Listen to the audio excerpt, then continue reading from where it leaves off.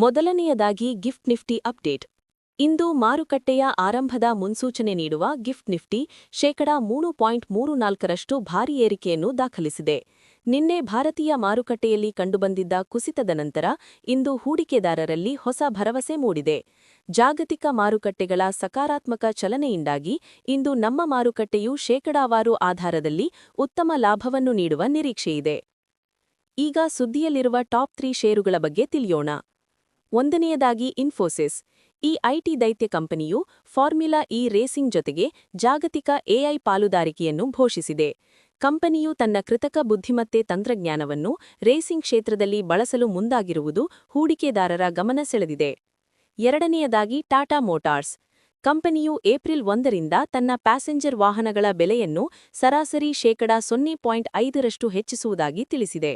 ಕಚ್ಚಾ ವಸ್ತುಗಳ ಬೆಲೆ ಏರಿಕೆಯ ಹಿನ್ನೆಲೆಯಲ್ಲಿ ಕಂಪನಿ ಈ ನಿರ್ಧಾರ ಕೈಗೊಂಡಿದ್ದು, ಇಂದು ಈ ಷೇರಿನ ಮೇಲೆ ಎಲ್ಲರ ಕಣ್ಣಿರಲಿದೆ. ಮೂರನೆಯದಾಗಿ ಡಿಸಿಎಕ್ಸ್ ಸಿಸ್ಟಮ್ಸ್. ಡಿಫೆನ್ಸ್ ವಲಯದ ಈ ಕಂಪನಿಯು 563 ಕೋಟಿ ರೂಪಾಯಿಗಳ ಬೃಹತ್ ಆರ್ಡರ್ ಪಡೆದುಕೊಂಡಿದೆ. ನೌಕಾಪಡೆಯ ರೇಡಾರ್ ಸಿಸ್ಟಂಗಳಿಗಾಗಿ ಈ ಆರ್ಡರ್ ಸಿಕ್ಕಿರುವುದು ಕಂಪನಿಯ ಆದಾಯದ ಮೇಲೆ ಧನಾತ್ಮಕ ಪರಿಣಾಮ ಬೀರಲಿದೆ. ಇನ್ನು ಇಂದಿನ ಪ್ರಮುಖ ಯುದ್ಧದ ಅಪ್ಡೇಟ್ ನೋಡುವುದಾದರೆ, ಅಮೆರಿಕ ಅಧ್ಯಕ್ಷರು ಇರಾನ್ ಮೇಲಿನ ದಾಳಿಯನ್ನು 5 ದಿನಗಳ ಕಾಲ ಮುಂದೂಡಿದ್ದಾರೆ. ಈ ಮಹತ್ವದ ಬೆಳವಣಿಗೆಯಿಂದಾಗಿ ಅಂತಾರಾಷ್ಟ್ರೀಯ ಮಾರುಕಟ್ಟೆಯಲ್ಲಿ ಕಚ್ಚಾ ತೈಲ ಬೆಲೆ ಶೇಕಡಾ 10.9ರಷ್ಟು ಭಾರೀ ಕುಸಿತ ಕಂಡಿದೆ. ಇದು ಭಾರತದ ಆರ್ಥಿಕತೆಗೆ ಮತ್ತು ಮಾರುಕಟ್ಟೆಗೆ ದೊಡ್ಡ ಸಮಾಧಾನ ತಂದಿದೆ. ಒಟ್ಟಾರೆಯಾಗಿ ಹೇಳುವುದಾದರೆ, ಇಂದು ಮಾರುಕಟ್ಟೆಯು ಪಾಸಿಟಿವ್ ಓಪನಿಂಗ್ ಕಾಣುವ ಲಕ್ಷಣಗಳಿವೆ.